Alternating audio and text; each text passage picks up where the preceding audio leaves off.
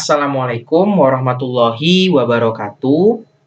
Ketemu lagi di modul Product Design and Development, chapter selanjutnya yaitu Produk Arsitektur. Sebelum kita masuk kepada materi, kita simak dulu tujuan dari praktikum kali ini. Yang pertama, praktikan dapat memahami konsep produk arsitektur serta modularitas. Praktikan mampu mengaplikasikan penggunaan produk arsitektur pada proses perancangan dan pengembangan produk. Praktikan mampu mengaplikasikan langkah-langkah dalam penetapan produk arsitektur. Dan praktikan mampu memahami proses dari platform planning dan mengaplikasikannya dalam tatanan variasi produk. Nah, apa sih itu produk arsitektur? Produk arsitektur merupakan penugasan elemen-elemen fungsional dari suatu produk ke dalam suatu kumpulan bangunan fisik yang kita sebut dengan physical building blocks dari suatu produk. Produk arsitektur merupakan skema elemen-elemen fungsional dari produk yang disusun menjadi chunk yang bersifat fisik dan menjelaskan bagaimana mereka berinteraksi. Tujuan dari produk arsitektur adalah mendefinisikan suatu blok fisik in terms of apa yang mereka lakukan dan bagaimana antarmuka mereka saling berinteraksi. Jadi suatu produk terdiri dari beberapa chunk, dan chunk tersebut terdiri dari beberapa elemen fungsional dan elemen fisik. Elemen fungsional merupakan aktivitas individu yang berkontribusi terhadap performa keseluruhan produk. Dan elemen fisik merupakan bagian dari produk yang mengimplementasikan suatu fungsi dari produk. Jadi dapat dikatakan bahwa elemen fungsional merupakan kata kerja, masih dalam bentuk kata kerja, sementara elemen fisik itu sudah dalam bentuk kata benda. Nah, kalau chunk itu apa? Chunk itu merupakan kumpulan dari elemen fisik dan elemen fungsional yang membentuk suatu blok fungsional tertentu. Kapan produk arsitektur muncul dalam proses perancangan dan pengembangan produk? Ada dua skenario.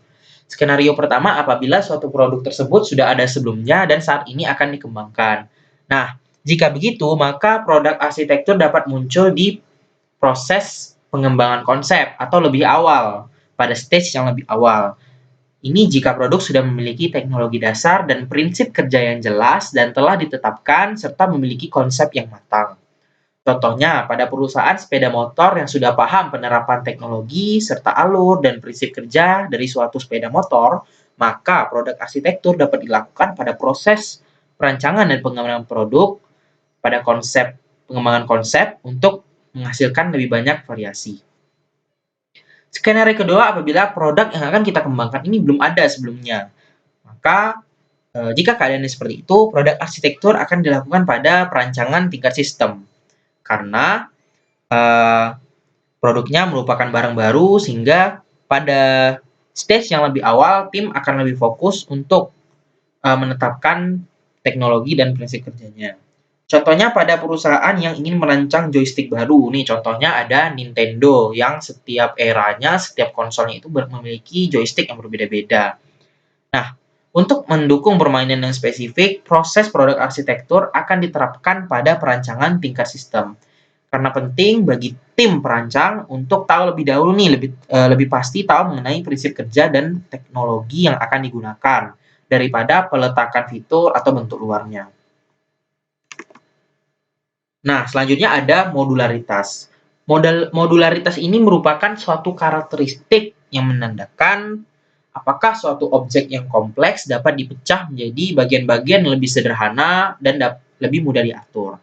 Modularitas ini bukanlah suatu karakteristik yang absolut, melainkan relatif. Jadi tidak ada suatu produk yang utuh modular atau benar-benar integral. Nah, jadi hanya berada di antara kedua indikator tersebut.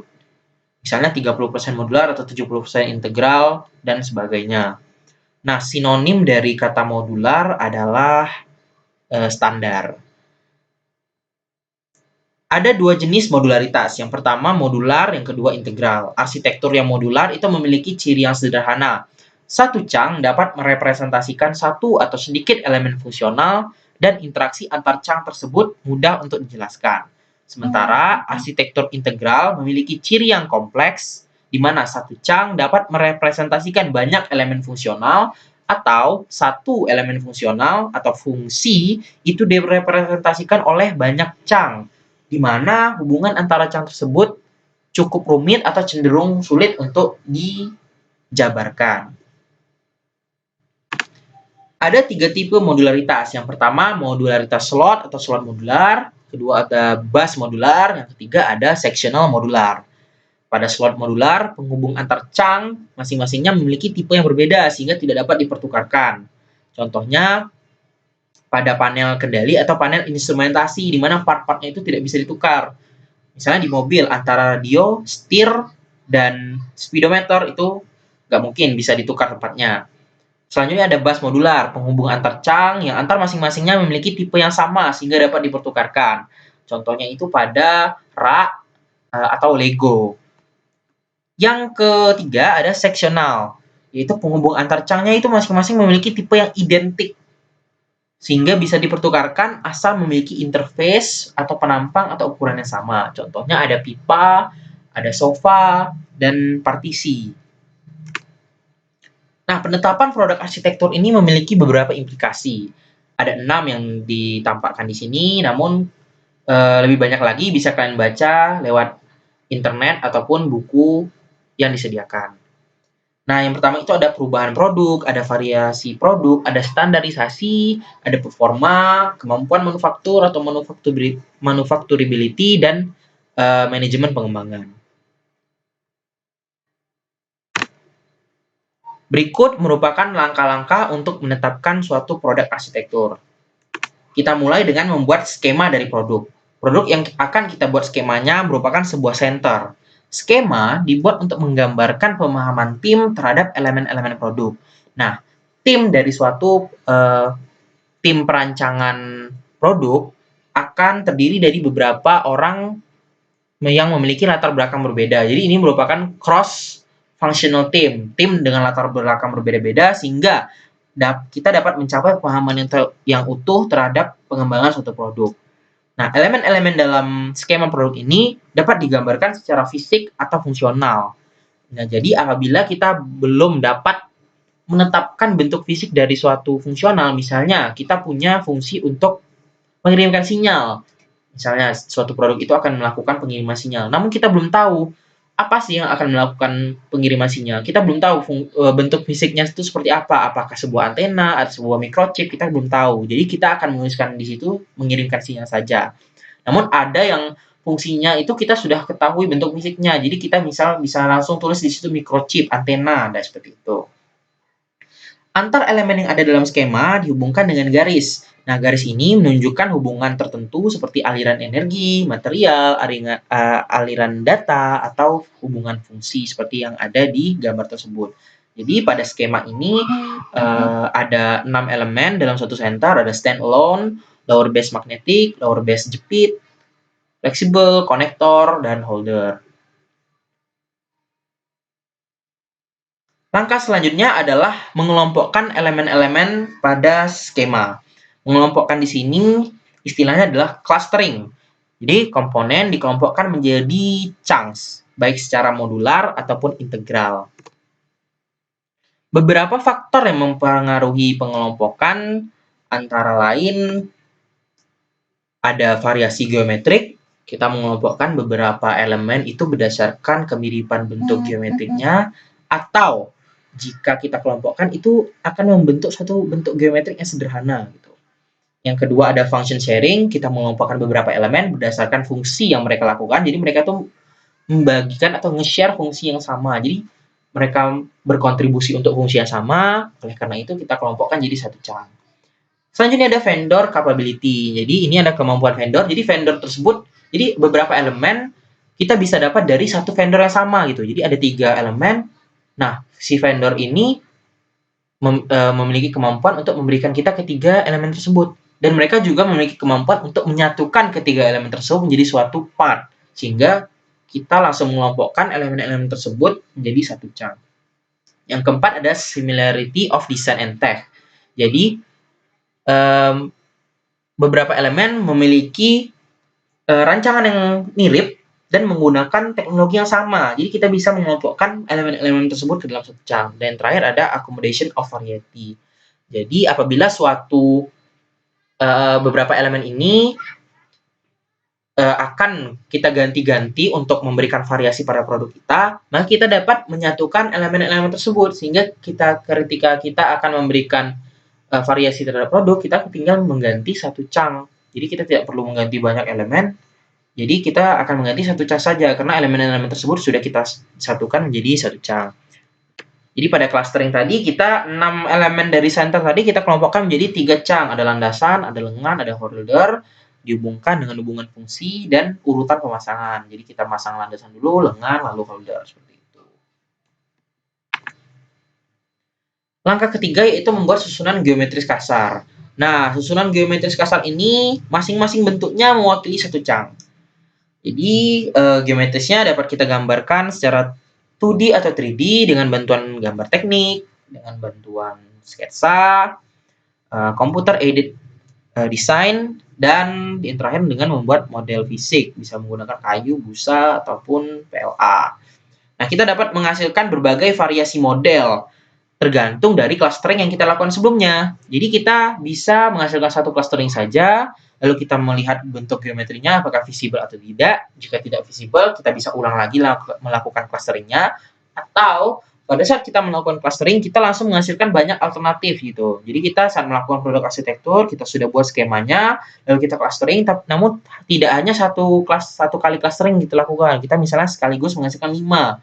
Sehingga kita ketika move on ke langkah selanjutnya, kita menghasilkan bentuk geometri yang berbeda-beda. Lalu di antara geometri yang ada tersebut, kita cari di mana di antara bentuk-bentuk tersebut yang menghasilkan susunan yang terbaik. Nah, pada langkah ini kita membutuhkan seorang industrial engineer karena seorang industrial engineer mampu mempertimbangkan beberapa aspek yang penting seperti aspek estetik ataupun human interface. Langkah terakhir adalah kita mengidentifikasikan interaksi fundamental dan insidental. Interaksi fundamental merupakan interaksi yang diperkirakan akan terjadi dan dijelaskan dengan garis penghubung pada skema yang telah kita buat di awal. Jadi, interaksi fundamental ini kita sudah tahu akan terjadi dan kita harapkan akan terjadi karena interaksi fundamental ini akan mendukung performa dari produk. Nah, sementara itu interaksi insidental itu tidak kita perkirakan sebelumnya. Nah, ini muncul berdasarkan atau hasil dari perubahan elemen fungsional menjadi elemen fisik. Jadi di awal kita belum tahu elemen fungsional ini bentuk fisiknya gimana.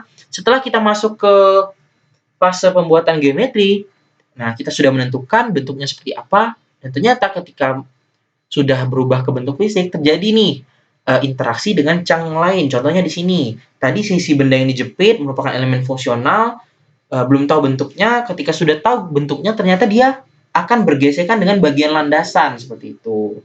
Nah, itu yang merupakan interaksi insidental. Ada 2 cara untuk membuat atau menentukan interaksi insidental. Kita bisa menggunakan interaction graph yang sederhana untuk elemen yang berjumlah kurang dari 10 dan menggunakan interaction matrix. Nah, ini untuk produk arsitektur yang skemanya lebih kompleks, lebih dari 10 elemen. Nah, begitulah langkah-langkah dalam menetapkan produk arsitektur. Selanjutnya, kita akan mempelajari tentang delayed differentiation. Nah, delayed differentiation ini simpelnya itu disebut dengan penundaan. Nah, apa yang disebut delayed differentiation atau penundaan ini merupakan penundaan pembedaan dari suatu produk, penundaan variasi dari suatu produk, sampai produk tersebut mendekati dari akhir suatu rantai pasok atau supply chain. Jadi, kalau kalian mempelajari, jadi supply chain itu terdiri dari beberapa stage. Nah, delayed differentiation ini adalah menunda dari awalnya diferensiasinya dilakukan di awal, di proses manufaktur, kita tunda hingga produk tersebut mencapai inventory. Seperti itu. Nah, pemberlakuan delayed differentiation ini terbukti substansial dalam pengurangan cost dalam operasi rantai pasoknya, terutama itu melalui pengurangan cost inventory-nya. Jadi, nah, ketika perusahaan membuat varian produk, nah arsitektur produk ini memiliki peran kunci dalam performa supply chain-nya, mengaitkan antara raw material dan komponen, dan dirubah menjadi produk hingga sampai ke tangan konsumen. Contohnya, bisa kita lihat di sini.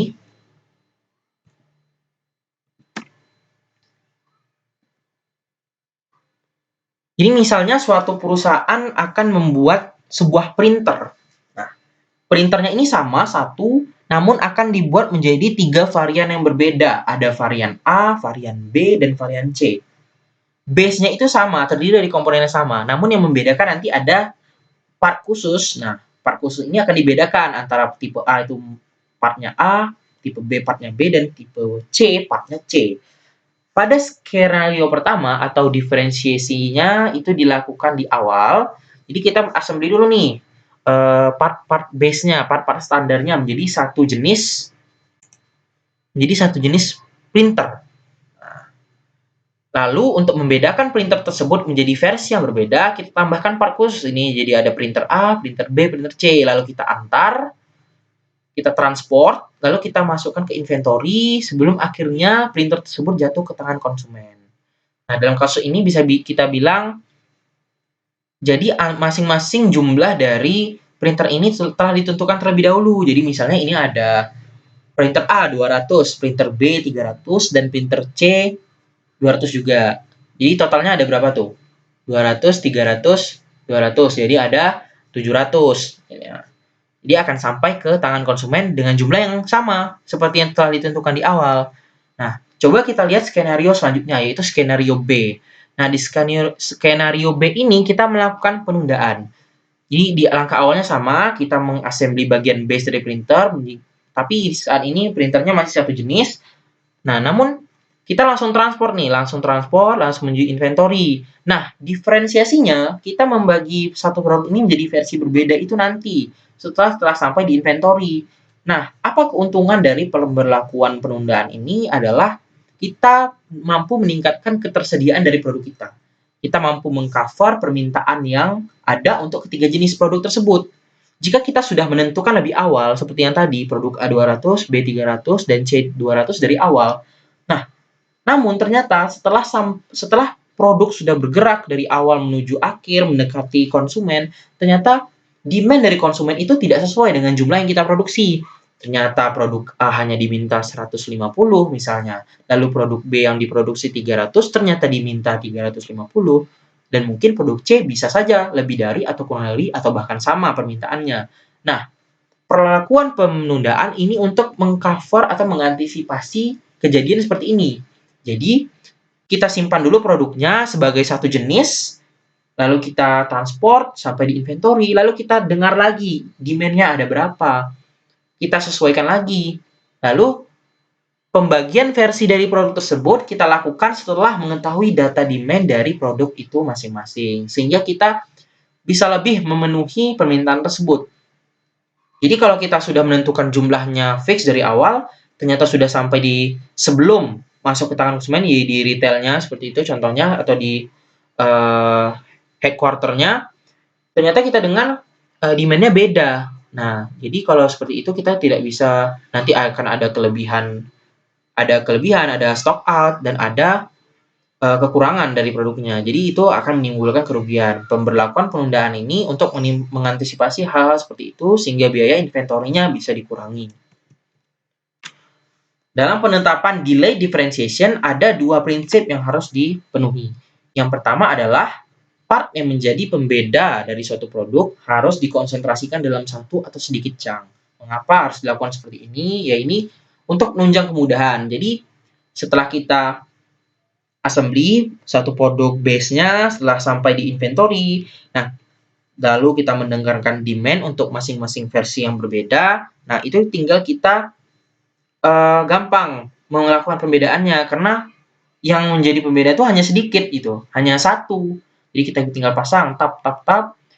Misalnya yang menjadi pembeda adalah warna atau kemasan nih, kemasan yang menjadi pembeda, kemasannya yang menjadikan pembeda antara 3 varian produk misalnya, atau warna. Jadi varian produk ini warnanya merah, yang satu kuning, yang satu biru. Nah, itu kan hanya terkonsentrasi pada satu hal, yaitu cat gitu kan, atau kemasan. Nah, itu kan jika semakin gampang pembeda itu dipasang, maka semakin mudah akan melakukan pembedaannya. Jadi itu salah satu prinsip yang harus dipenuhi. Nah, yang kedua, pada produk dan production prosesnya harus dirancang sehingga part yang menjadi pembeda itu dapat ditambah di akhir dari supply chain atau saat mendekati konsumen. Ini juga untuk menunjang kemudahan. Jangan sampai part yang menjadi pembeda itu malah harus dipasang di awal. Misalnya sebuah handphone yang menjadi pembeda untuk varian ini adalah prosesornya, gitu. Lalu kita melakukan penundaan. Nah, untuk melakukan penundaan nanti kan berarti kita harus bongkar lagi tuh, harus bongkar lagi dan masang prosesornya dari awal. Nah, kalau bisa, hal yang menjadi pembeda pada produk kita itu jangan hal yang seperti itu. Jangan hal yang susah untuk dipasang, intinya seperti itu gitu. Jadi kalian bisa ganti part yang jadi pembeda itu sama seperti tadi, misalnya kemasan ataupun misalnya untuk produk handphone bisa kemasan, bisa warna, atau bisa misalnya apalagi misalnya anti goresnya atau case-nya seperti itu. Nah, setelah kita mempelajari delay differentiation, yang terakhir kita akan mempelajari tentang platform planning. Nah, apa sih yang disebut dengan produk platform? Nah, produk platform itu merupakan produk base. Jadi, sebelum kita melakukan diferensiasi kan tadi suatu produk itu hanya terdiri dari satu produk dasar gitu kan, sebelum dilakukan perbedaan. Nah, itulah yang disebut dengan produk platform. Jadi, pada suatu produk platform atau produk base dapat dilakukan dua jenis rencana. Nah, rencana yang pertama itu adalah rencana perbedaan atau differentiation. Yang kedua adalah rencana penyamaan atau commonality. Masing-masing ini memiliki keuntungan yang berbeda-beda. Jadi, dengan melakukan diferensiasi, kita dapat mengcover banyak permintaan. Jadi, kita bisa mengcover banyak segmen dari target pasar kita dengan melakukan perbedaan antara produk tersebut. Entah kita bisa melakukan penggantian, misalnya tadi apa, fitur-fitur dari produknya sehingga bisa mengcover banyak target. Misalnya kita mengganti fitur ini sehingga lebih murah dan bisa mengcover target yang lebih sedikit penghasilannya seperti mahasiswa dan mengganti dengan fitur yang lebih mahal untuk mengcover segmen dengan penghasilan yang lebih tinggi seperti itu. Nah, selanjutnya ada rencana penyamaan. Dan rencana penyamaan ini adalah bagaimana kita melihat suatu produk yang berbeda versi menjadi suatu produk platform yang sama atau produk base yang sama. Keunggulan dari fokus kepada rencana penyamaan ini adalah akan mempermudah proses desain dan manufaktur. Kan kalau produknya sama dari awal, misalnya punya satu produk base yang sama, bukan langsung menghasilkan produk yang berbeda, itu kan akan lebih mudah proses desainnya karena hanya mendesain dan memanufaktur satu barang seperti itu. Dengan demikian, itu akan mengurangi biaya yang dikeluarkan dalam proses produksinya. Nah, antara rencana penyamaan dan rencana perbedaan ini harus diatasi pertentangan atau trade-off-nya. Sehingga kita mampu mencapai efisiensi dalam segi desain maupun manufaktur. Hal ini dapat dilakukan dengan melakukan iterasi dalam pengambilan keputusan. Jadi kita memutuskan rencana penyamaan ini dan rencana perbedaan ini itu harus dilakukan secara berulang-ulang. Kita kaji lagi. Ketika kita sudah menghasilkan suatu keputusan, kita kaji lagi apakah masih ada yang bisa di trade off, kita perbaiki, kita pikir ulang sehingga efisiensinya dapat bertambah. Seperti itu. Dan yang terakhir adalah menentukan sifat dari pertentangan tersebut. Apakah itu jika dirubah akan menghasilkan benefit atau malah jika dilakukan akan menghasilkan kerugian. Itu hal seperti itu harus dipikirkan. Nah, contoh dari produk platform planning ini kita akan ambil 3 contohnya. Yang pertama laptop, yang kedua printer yang ada contohnya di buku, dan yang ketiga adalah produk konsol. Nah, dari sebuah laptop misalnya kita ambil contoh dari perusahaan Acer. Perusahaan Acer menghasilkan tipe Acer Swift yang dibagi ke dalam 3 varian produk. Ada Acer Swift 3, Swift 5, dan Swift 7. Nah, bagaimana diferensiasinya? Diferensiasinya terletak pada prosesor dan kartu grafis yang digunakan. Jadi pada Acer Swift 3 itu menggunakan Ryzen 3 dari keluaran pabrikan AMD, Swift 5 menggunakan Ryzen 5, dan Swift 7 menggunakan Ryzen 7. Nah, itu rencana perbedaannya. 3 jenis prosesor ini akan mengcover segmen yang berbeda. Swift 3 akan mengcover segment entry, 5 mid entry, dan 7 high entry. Jadi akan mengcover 3 target segmen yang berbeda dengan harga yang berbeda pula. Nah, rencana penyamaannya bagaimana? Rencana penyamaan dilihat dari keseluruhan fitur hampir semua dan bentuk luar dari laptop tersebut. Rangkanya itu sama antara Swift 3, Swift 5, dan Swift 7 itu sama. Yang membedakan memang hanya dari segi prosesor dan kartu grafisnya. Selanjutnya dari printer, misalnya printernya pabrikan HP itu HP, Hewlett Packard, itu mengeluarkan satu printer, namun dibedakan untuk 3 target yang berbeda, yaitu ada segmen mahasiswa atau siswa, segmen keluarga, dan kantor kecil.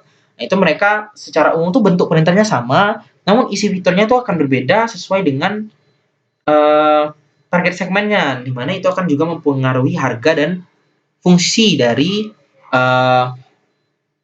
ketiga target segmen tersebut. Mungkin di satu sisi akan meningkatkan kualitas percetakan hitam putihnya, mungkin untuk keluarga akan ditingkatkan di sisi warnanya, untuk office akan ditingkatkan di kedua sisinya. Gitu. Yang terakhir ada dari produk konsol. Contoh sederhana yang kita dapatkan itu ada dari PlayStation dari Sony. Nah, PlayStation dari Sony biasanya mengeluarkan 3 varian dari tiap era dari PlayStation-nya. Biasanya ada Fat, Slim, dan Pro. Contohnya di keluaran terbaru yang terakhir itu adalah PS4. Nah, itu kan ada 3 varian, ada Fat, Slim, dan Pro. Bedanya itu sebenarnya tidak terlalu banyak gitu, tidak jauh berbeda antara ketiga versi tersebut. Yang membedakan adalah pada PS4 Fat dia menggunakan prosesor yang masih tingkat awal gitu. Tingkat awal sehingga ukuran chipnya masih lumayan besar dan thermal yang dihasilkan tuh masih banyak atau tingkatnya masih tinggi, sehingga PS4 Fat ini menghasilkan panas yang lebih banyak dan ukurannya lebih besar. Namun harga yang ada menjadi lebih murah dari PS4 Slim dan PS4 Pro. Hal yang membedakan lainnya adalah ukuran memori dan beberapa fitur seperti kompatibilitas terhadap elektronik lain tertentu seperti TV yang bisa mendukung segmen atau segi permainan tertentu seperti VR dan AR seperti itu. Nah, antara ketiga produk ini sebenarnya sama. Nah, perbedaannya hanya terletak di beberapa hal saja tadi kan, seperti kompatibilitas dan memori. Nah, jadi itu adalah contoh dari diferensiasinya. Nah, cara penyamaannya itu ya tadi, sebenarnya prosesor yang dipakai sama, jenis atau kualitas dari casing atau rangkanya juga sama, dan kemasannya juga sama seperti itu. Nah, itu sisi diferensiasi dan penyamaan dari produk konsol PlayStation dari Sony. Nah, penjelasan tadi mengakhiri pembelajaran kita terhadap produk arsitektur pada modul dan video kali ini. Untuk diingatkan lagi bahwa produk ini bersifat tambahan, jadi untuk mendukung pembelajaran kalian pada modul ini, diharapkan kalian juga menyertainya dengan membaca buku Product Design dan Development karya Carl Ulrich dan Stephen Eppinger, edisi terbaru, dan literatur dan artikel pendukung lainnya. Terima kasih, sampai jumpa lagi.